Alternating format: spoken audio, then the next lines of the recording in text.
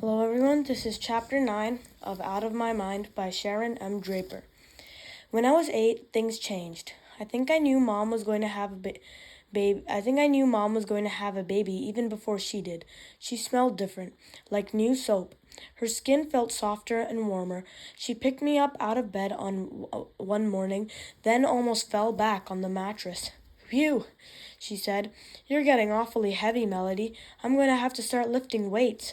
Her forehead had broken out in sweat. I don't think I'd gained any weight. It was Mom who was different. She sat down on the chair next to my bed. For a few minutes, she sat down on the chair next to my bed for a few minutes. Then suddenly ran out of the room. I heard her throwing up in the bathroom. She came back a few minutes later, looking pale. Her breath smelled like mouthwash. "I must have eaten something funky," she mumbled as she got me dressed. But I think she knew even then. I bet she was scared. When Mom finally figured it out, she sat down with me to break the news. "Melody, I have something wonderful to tell you." I did my best to look curious. "You're going to have a baby brother or sister real soon." I grinned and did my best imitation of surprise and excitement. I reached out and hugged her. Then I patted her stomach and pointed to myself. She knew what I meant. She looked me right in the eye. "We're gonna pray that this little one is fat and fine and healthy," she told me. "You know we love you, Melody, just as you are, but we're hoping this child doesn't have to face the challenges that you do." Me too. From then on, she put Dad in charge of lifting me, and although she never talked about it again in front of me, I knew she was worried. She gobbled gigantic green vitamin pills, ate lots of fresh oranges and apples, and she had this habit of touching her bulging belly and mumbling a prayer. I could tell that Dad was scared too, but his worry showed up in funny little ways, like bringing Mom piles of purple irises, her favorite flower, or fixing her gallons of grape Kool-Aid or big plates of scrapes. I don't know what made Mom crave purple stuff. Instead of watching hours and hours of the Discovery Channel, I found myself in my room staring at an empty TV screen, just thinking in the silence. I knew that a new baby was really time-consuming, and I also knew I took up a lot of time. How would my parents ever have time for both of us? Then a really horrible thought popped into my brain. What if they decided to look into Dr. Hughley's suggestions? I couldn't make the thought go away. One Saturday afternoon, a few months before the baby was born, I was curled up on our sofa, dozing. Mom had put pillows around me to make sure I didn't fall off. Butterscotch slept nearby, and Dad's favorite jazz station played a saxophone snoozer. Mom and Dad sat together on the smaller sofa, talking together quietly. I'm sure they thought I was asleep. "What if?" Mom said, her voice tight. "It won't be. The chances are so small, honey," Dad replied, but he sounded unsure. I couldn't hear it. "I couldn't bear it," Mom told him. "You'd find the strength," he said calmly, "but it's not going to happen. The odds are." "But what if?" she insisted, interrupting him. And for only the second time I could remember, my mother started to cry. "Everything is going to be fine," my father said, trying to soothe her. "We've got to think positive thoughts." "It's all because of me," my mother said softly. I perked up and listened harder. "What do you mean?" Dad asked. "It's my fault that Melody is like she is," Mom said. Mom was crying really hard then. I could make out her words. "Diane, that's crazy. You can't hold on that kind of guilt. These things just happen." I could tell Dad was trying to be reasonable. "No, I'm the mother," she wailed. "It was my job to bring a child into the world safely, and I screw it up. Every other woman on the planet is able to give birth to a normal baby. There must be something wrong with me. Sweetheart, it's not your fault. It's not your fault." And I could hear him. "It's not your fault. It's not your fault." And I could hear him pull my mom to him. "But Chuck, I'm so scared this baby is going to be messed up too," she said in a shuddering breath. "Please don't go there. Don't even think like that," Dad murmured. "Statistically, what are the chances? 2 children who..." and I suddenly couldn't hear him anymore because my head was pulsing with the things I wanted to say but couldn't. I wanted to tell Mom that I was sorry she was so sad and so scared, that it wasn't her fault, that it was just the way I was and she had nothing to do with it. The part that hurts the most is I couldn't tell her any of it. During Mom's entire pregnancy, however, my parents' attention to me never wavered, even though, yeah, I worried that it would. Dad did lots more as Mom got closer to her due date. He did some of the laundry, most of the cooking, and all the lifting and carrying. I got to school on time every day, got my stories read to me every night, and 3 of us waited and hoped and prayed. But Penny was born perfect and copper bright, just like her name. From the minute she came home from the hospital, she was a really happy baby. Mom truly did carry a little bundle of joy into the house, but I guess a new baby is rough on any parents, especially if they already have a kid like me at the home. Sometimes there would be arguments. I could hear them through the bedroom wall. I need more help around here, Chuck, Mom would say, trying to keep her voice low. Well, you pay more attention to the baby than you do to me. If you'd help more, I'd have more time for you. With 2 kids and one of them Melody, it's not easy. I have to go to work, you know. I have a job too. Don't throw that in my face. Plus, I'm up twice a night to nurse the baby. I know. I'm sorry, Diane. Dad always softened and let Mom win. I'm so tired all the time, Mom would say, her voice muffled.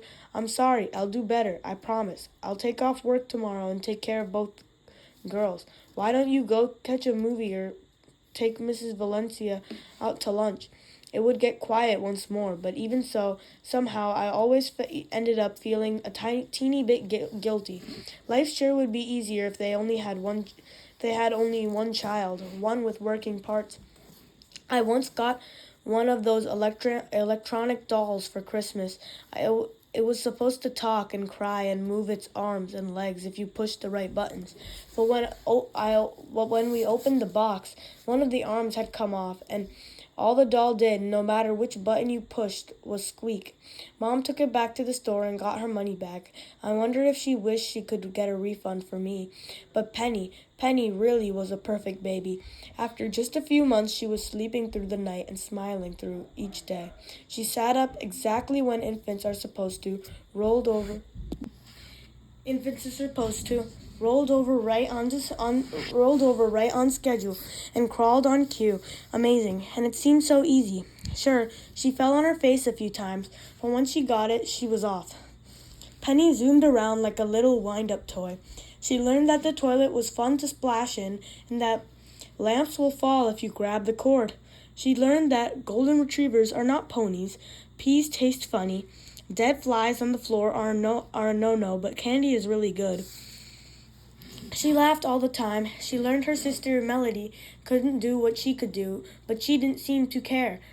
So I tried not to care either.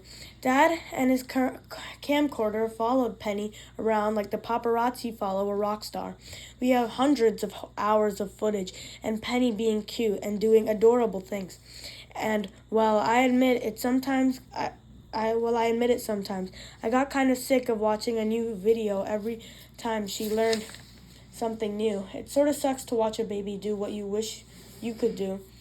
Penny holding her own bottle, Penny feeding herself teeny tiny Cheerios from her high chair tray, Penny saying Mama and Dada just like the babies on Sesame Street, Penny crawling on the floor and chasing butterscotch, Penny clapping her hands. How did her little brain know how to tell her to pull herself up to a standing position, to hold on to the sofa for balance? How did she know how to stand on her own? Sometimes she'd fall off, but then she'd pop right back up. Never ever did she lie there, stuck like a turtle on its shell. Dad still did our nighttime reading, but now it was Penny who snuggled on his lap.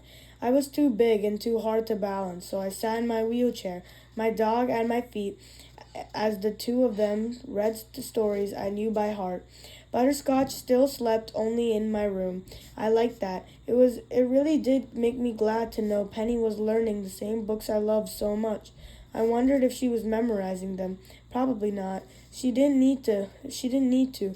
I think Penny's third word was DD. She couldn't quite say melody. At least she got the last part. I loved it when Mom put Penny in bed with me after her morning bath. She grabbed me and plant wet baby powder smelling kisses all over my face.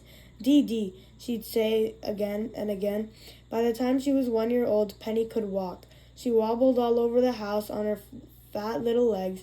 She fell a lot, dropping down on her butt and laughing every time she did. Then she'd get back up and try again. That was something I'd never get to try. With 2 kids in the house, our family routines changed. It took twice as long to get everybody ready each morning. Mom made sure Penny was dressed in pretty little outfits every day, even though she was just going next door to Mrs. V's house. My clothes were okay, but I was noticing that lately there were more useful things than cute. Mom seemed to be choosing them by how easy they'd be to get on me.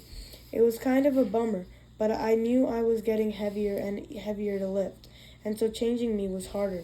I probably should mention that feeding me is a real process. I can't chew very well, so I mostly get soft foods like scrambled eggs or oatmeal or applesauce. Since I can't hold a fork or spoon, I try, but I keep dropping them. Someone has to place the food into my mouth, one spoonful at a time. It's slow. Spoon, slurp, swallow. Spoon, slurp, swallow. Lots of foods fall on the floor. Butterscotch likes that. She's like a canine vacuum cleaner. Drinking stuff is hard for me too. I can't hold a glass and I can't sip from a straw, so somebody has to very carefully hold a cup to my lips and tip a little bit of liquid into my mouth so I can swallow. Too much and I choke and cough and we have to start all over. It takes a long time to get a meal in me. I hate the whole process, obviously, and some mornings were very stressful. Chuck, can you bring me Melody's pink t-shirt from the clean clothes basket? She spilled juice all over her shirt. Mom yelled up the stairs. Didn't you put a bib on her, Diane? Dad yelled back. You know she makes a mess. Why don't you wait and dress her after she eats? So, you want me to feed her naked? Just bring the shirt, Mom snapped, and a diaper for Penny. She's got a stinker. She's 2. Isn't she old enough to be potty trained? Dad asked, coming down with a blue t-shirt I had outgrown in one hand and a diaper in the other. Right, I'll get to potty training tonight, on the 25th hour of my day. Dad picked up Penny. Uh-oh, that's a bad one, he said, his nose scrunched up. Did you give her sweet potatoes again last night? I thought we stopped giving her those because they always give her the runs. Well, if you had gone to the grocery store like I asked, I could have given her something different. And that shirt is blue, not pink, and too small for Melody. Mom stormed out of the kitchen and up the stairs. Sorry, girls, Dad said to us. He whistled softly while he cleaned Penny up, threatening to call the hazmat team. That was funny. Then he finished feeding me breakfast, not caring that my oatmeal was getting all over the juice-stained shirt. Why not? May as well make a real mess and make it worth all the stress, he said with a laugh. I smiled at him and smeared oatmeal on my tray. Mom came back down with fresh makeup and a freshly painted on smile, her hair done and with my pink t-shirt. She and Dad hugged in the kitchen. Both took a deep breath and we actually made it out of the house on time. We had lots of days like that. Okay guys, so that is it for chapter 9 of Out of My Mind. I'll be back later for chapter 10.